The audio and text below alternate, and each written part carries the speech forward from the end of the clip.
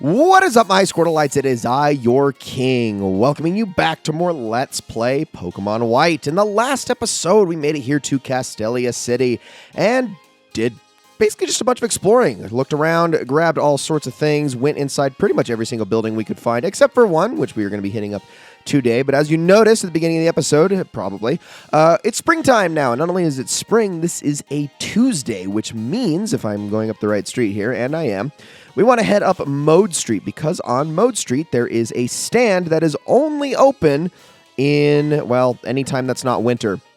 Oh, here you can buy the dessert that everyone in Castelia City is talking about. Are you going to get in line? Yes! I see the line gets really long, but it's definitely delicious. It's worth lining up. So let's just hang out in line. Don't worry, it actually shuffles through the people in the front pretty darn quickly. But eventually, once we actually get there, we will be rewarded with...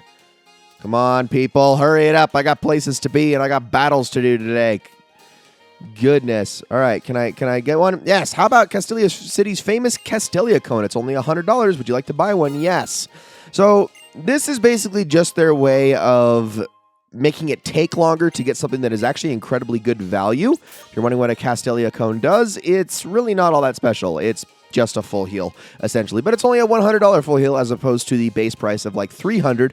Plus, you have access to a full heal before you can get them in the Pokemarts, because obviously you need, I believe, at least 2 more gym badges before that becomes available. So it's just kind of there to like balance out the fact that you can get this way better item a lot earlier on. But aside from that, if you want to just wait in line over and over and over again, you can eventually farm full heals and take them with you into the next area that we're heading into, which is actually this building right here, the Battle Company. Talented trainers, welcome. This is going to be the bulk of today's episode. Let's head on in here, and this man is going to stop us. People who work in this building have Pokemon battles, not opinion battles. You appear to be strong, but if you go upstairs, please be extra careful. So we need to head on up to the next floor and see what we can find, but we're going to be running into a myriad of people up there, and we want to make sure that we are ready to go. Everyone is all healed up. Marty is going to be at the front. He's got the amulet coin, which is going to get me lots of extra money as we make our way through this building. And basically the whole goal of this place is to get Marty to evolve before I am done here. So let me head on outside, and let's start talking to people. What's up? Welcome to the Battle Company. Since you're here to battle with me, I won't take no for an answer. Like I said, yeah, we got a lot to fight through, but the reward for taking down every single trainer in this place is also very, very good, and is going to be extremely helpful for the many episodes to come. Let's just say that, because the team that I have picked for this playthrough is a bit unconventional. I've kind of hinted at this many times before, and technically we still only have one team member, technically, for the long term, so I am definitely going to be needing the item that we're going to be getting in here as quickly as possible, and I'm sure that's going to do a lot of freaking damage, my goodness. Okay, Marty, I do not trust you. I just don't trust you, and I don't have access to revives, so... Back you go. We're just going to have to continually do this over and over again. And I know after this episode, I'm going to go hit up a vending machine and stock the heck up on lemonades. I figured let's get a bunch of money in here first before I'm willing to do that. But yeah, we're definitely going to be getting a bunch of those, because in the next episode, we're obviously going to be going and, well, hopefully taking on the gym in here. Arthur hits level 22. I still obviously want to get him some experience, but he is going to be pretty much wasted in the gym here in Castelia. Remember what the typing is, that should make sense to you. Company tour or some Pokemon practice. Either way, I'm glad you came. I'm so happy I'll give you these. And this guy's going to give me some Quick Balls. I believe he gives me 3. Quick Balls are a type of Pokeball that are much better on the very first turn. So the immediate start of the battle, you use a Quick Ball. That's when it's at its highest catch rate. After the fact, no point in using them. Timer Balls are quite the opposite, but almost the extreme opposite, in that... you have to wait several turns before the effects of Timer Balls start to quicken. I believe it starts from 10 turns onward. So if a battle's been going a super long time, it will slowly start to increase its catch rate. But eventually, after, I want to say it's something like 30 turns, by that point, it has the highest catch rate of any Pokeball in the entire game. But obviously, having to wait that long is pretty insane.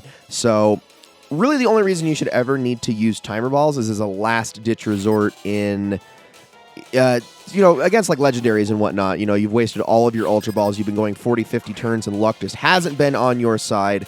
That is the time to break those things out. So this guy's only got 1 Pokemon, so I'm just going to try to brute force it to death with Shockwave. I mean, honestly, I probably should have used a Thunder Wave there, but whatever. Looks like we're only going to need 2 of those, but these rock throws are still going to hurt, and I'm going to have to heal Marty semi-frequently, but if we can just get him to evolve before we make it out of this place, I consider this entire affair a win. And down goes Timber. I think I can get away with going into the next battle without healing him. So let's just continue. What about you, sir? And you're actually going to stop me. Just because I'm a scientist, people think I am so serious. I mean, I would have to hope that you'd have a little bit of a sense of humor given the serious nature of your work. Otherwise, you'd just be dead inside, wouldn't you? So Roggenrola this time. So obviously, again, we can't one-shot this thing, but I still don't think Marty has the punch to do that anyway. So it's not really a big issue. Special defense. Well, hopefully that's not too much of a raise that Marty can't two-shot this thing. But we'll have to see. And, oh, yep, still should be able to do it, no problem. And we don't even have to worry about Sturdy kicking in. So that's nice. But yeah, we got 2 floors to go through, so many more trainers to go. But obviously not, as you can see, even with the guy that gave us those Pokeballs, not every single one of these trainers is actually going to battle us. Battle you next, because I want to get over to this item. I actually don't know what this one is. But I mean, I'll whatever it is, I'll take it. An item's an item. And, oh man, dropping your Pokeballs on the floor, girl. Why are all of the office or the clerks in here so clumsy? At least the lady clerks. I don't think that's very fair. Also very sexist of you, Nintendo. You like to imply that the male clerks aren't clumsy as well? Like, listen, I know you guys love your humor with disheveled and flustered business types, but only the lower level business types, of course, because if they're on the upper levels, the executive levels, they're either portrayed as extremely professional, like to a degree that's just almost impossible to fathom, or they are portrayed as basically mafiosos, or I guess Yakuza types, as a stereotype, which I've never thought is necessarily fair, but Cottony's next. Okay, I am going to switch because I don't want this Leech Seed to absolutely wreck my ass, so over to Arthur we go. Arthur doesn't really have a whole lot to do in this fight, unfortunately, and Leech Seed still could absolutely be in play here, but I'm just going to try to get away with some tackles here. I'm surprised that Arthur is faster than Cottony in this situation. Mega Drain. Oh, man, I can't wait to get a hold of that for Arthur. That's going to be huge. And honestly, it won't be that long until we get to that point. Would definitely prefer to have that over Leech Seed. But there we go. Clerk Alberta has been defeated. Some more extra money. And what do we got here? We got a Revive. Okay, thank you. I actually do very much need those for the sake of Marty. On to the next trainer. And I don't think this scientist over here is a trainer. I think he's just going to have something to say to us or give us an item. Possibly. I don't know. That's not obviously 100% confirmed, but...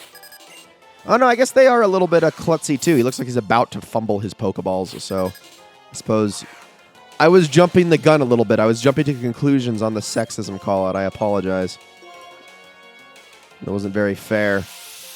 All right, I think this guy is only packing Basculin, so if we can just one-shot all of them with Shockwave, that's going to be a lot of experience. Plus, Basculin actually has a fairly high experience yield, so that's pretty nice. Should be able to get really close to level 25 just off the back of these next 2. I was always a bigger fan of the blue stripe Basculin than the red stripe, and I don't actually know why.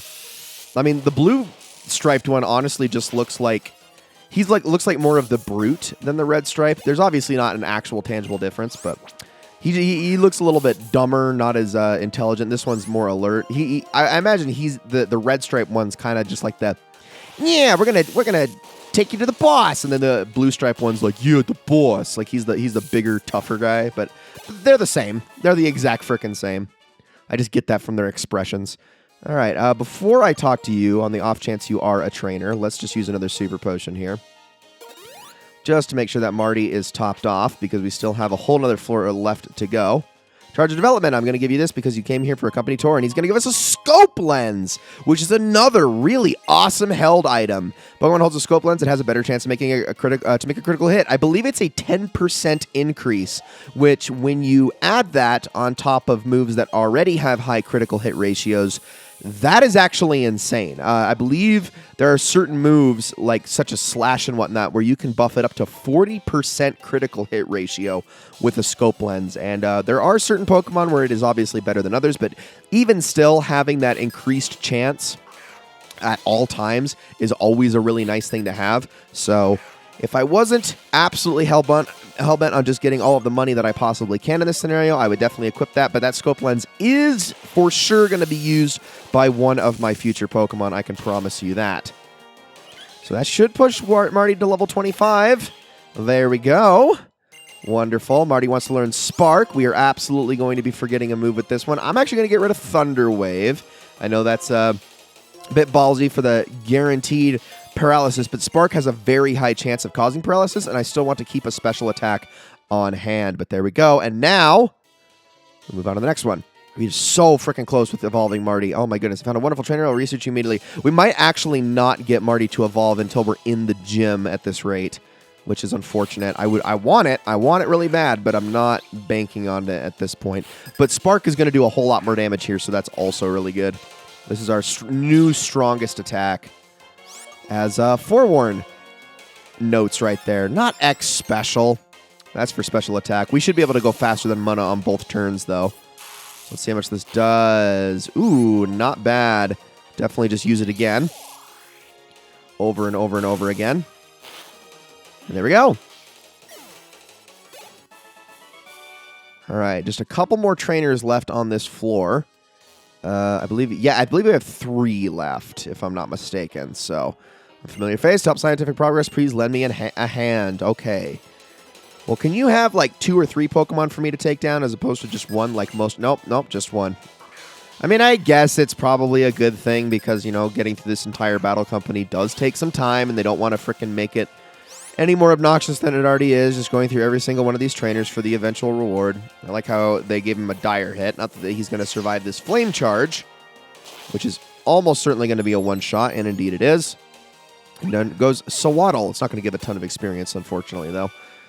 So on to the next one. And what is our money at this point? I guess I can honestly check that on the other side. There we go. 23,000. Not bad. That'll get me more than enough lemonades. I'm probably going to buy something in the ballpark of like 20 of them because that's going to be more than enough to last me until we unlock things like Hyper Potions, which are obviously the next best thing. And this was before they nerfed Hyper Potions. I believe that was Generation 6, or was it 7? Maybe it was actually later than I thought. But Hyper Potions were pretty much the best healing items in Pokemon for many, many generations because they heal for 200 HP, which is a giant leap from the HP increase of the previous type of, or the next lower tier of potion, which is Super Potions, which only does 50. And 200 HP is pretty much going to fully heal Pokemon up until they get into like the level, like the 60s, if not higher. So Hyper Potions pretty much keep you solid through endgame in most Pokemon games. And this generation is no exception to that. So last is Pansage, and then we have to talk to the guy that we met in the lobby, who is at the desk just ahead of us. I don't think I'm going to be one-shotting Pansage here, though. That lack of same-type attack bonus is my one downfall in this scenario, but it's going to be really nice as soon as I'm able to actually evolve Marty here. Come on. Take it down. We're still going to be short of level 26. But there we go. Marty's actually able to take hits a little bit better, though. He's improving steadily. All right, let's talk. Oh, you were the Pokemon trainer I met at the entrance. You've come this far. That means you must be quite strong. Are you prepared to face the strongest person in this building? Are you prepared to face the chairman? And the time has come. I am the one. I accept your challenge. Indeed, this is the leader of the company, and I love how he's presented. He's presented as the janitor, Janitor Jeff, and he's going to start with a Trubbish, a Pokemon that we actually haven't seen up to this point. Trubbish, I'm not going to really give you the full breakdown on this thing just yet because we actually can't catch one. But just an FYI, this is a deceptively good Pokemon, one that I highly recommend getting once you actually have the opportunity to do so. The problem is it's not a very easy thing to do in this game, but yeah, Trubbish is honestly really, really good. Very strong Pokemon, one of the best monotypes of Generation 5, and one that was very unfairly pilloried by the Pokemon community. Or maybe I shouldn't say the Pokemon community, but that weird subset of Generation 5 haters, because for some reason, and I'll never understand why, this game really drew the ire of Gen 1ers much more than pretty much any Pokemon game before or since, except for honestly Generation 2. Like the Generation 2 and 5 are or maybe not 2, but maybe 3. I don't know. I feel like Generation 2 appeased some people because it still had Kanto in it. But Generation 3 was like, you'd start to hear people going, oh, what are these new Pokemon? They suck. And then I feel like Generation 4 kind of died down a little bit. And then Generation 5, people just went off on the Pokemon designs in this game, and I will never understand that. Pokemon holding an experience share gets some of the experience points from every battle, even if it's not involved. That's right. It may be useful for raising weak Pokemon, and that is the reason that we came here.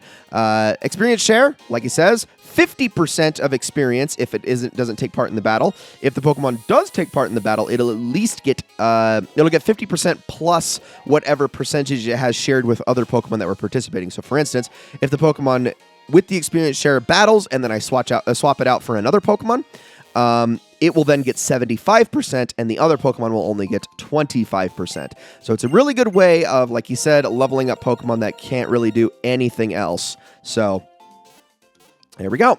Anyways, with all that said, guys, that is going to be it for this episode of Let's Play Pokemon White. Thank you all so very much for watching. I hope you all enjoyed this episode very, very much. In the next episode, we are heading off towards the Castelia City Gym. I hope you're all looking forward to that, and I will see you all then.